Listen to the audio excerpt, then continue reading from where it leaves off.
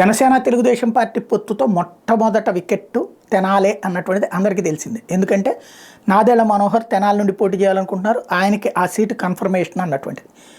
ఆలపాటి రాజాకి అప్పుడే తెలుసు. తను ఒకప్పుడు మంత్రిగా కూడా పనిచేశారు. క్రిందటిసారి ఓడిపోవడం, అక్కడ శివకుమార్ గెలవడంతో ఆ అవకాశం అన్నటువంటిది ఒక దెబ్బ అయితే, ఇప్పుడు నాదెళ్ల మనోహర్కి ఇస్తూ ఉండటం అన్నటువంటి మరొక కీలకమైనటువంటి అంశం.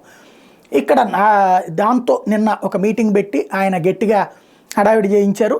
తద్వారా ఏదో ఆత్మాహుతుల దాకా వెళ్ళటం అయినా కూడా అక్కడ అధిష్టానం అయితే క్లియర్గానే ఉంది. జనసేన పొత్తులో ఫస్ట్ కోరుకునేటువంటి సీటు తెనాలి కావడం, నాగబాబు దగ్గర నుంచి పవన్ కళ్యాణ్ దాకా అందరూ తెనాలి వాళ్ళతో మాట్లాడుతూ ఉండడం, అక్కడ ఖచ్చితంగా గెలుస్తానంటూ నాదెళ్ల మనోహర్ కూడా కాన్ఫిడెన్స్తో ఉన్నారు. ఇప్పుడు ఆలపాటి రాజాకి సెకండ్ ఆప్షన్ గుంటూరు 2. వాస్తవంగా గుంటూరు 2 క్రిందటిసారి అంత క్లిష్ట సమయంలో కూడా గెలుపు సాధ్యమైంది తెలుగుదేశం పార్టీకి. మద్దాలి గిరి గెలిచారు. అయితే ఆయన కాస్త వైఎస్ఆర్ కాంగ్రెస్ పార్టీలోకి వెళ్ళిపోయారు కాబట్టి ఆ సీటు ఖాళీగా ఉంది కాబట్టి అక్కడి నుంచి పోటీ చేయడానికి అవకాశం గుంటూరు 2 నుంచి ఇస్తున్నారు అన్నటువంటి ప్రచారం జరిగింది. అయితే ఆల్రెడీ ఆ మధ్యన ఏదో కిట్స్ చంద్రబాబు గారి పేరుతో సంక్రాంతి కానుక ఏదో ప్రోగ్రామ్ ఇస్తూ ఆ సందర్భంగా తొక్కిసలాట, కొంతమంది ప్రజల ప్రాణాలకు చనిపోవడానికి కూడా కారణమైనటువంటి సందర్భంలో వివాదాస్పదమైనటువంటి ఎన్ఆర్ఐలు ఇప్పుడు అక్కడ కాన్సెప్ట్ని అంటే గుంటూరు 2 ఆశిస్తున్నారు.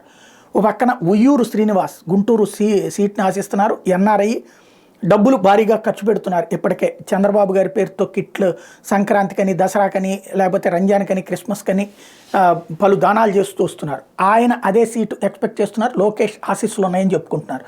మరి ఆలపాటి రాజాకి ఇస్తారా, ఉయ్యూరు శ్రీనివాస్కి ఇస్తారా అనేది తేలాల్సి ఉంది తెలుగుదేశం పార్టీలో.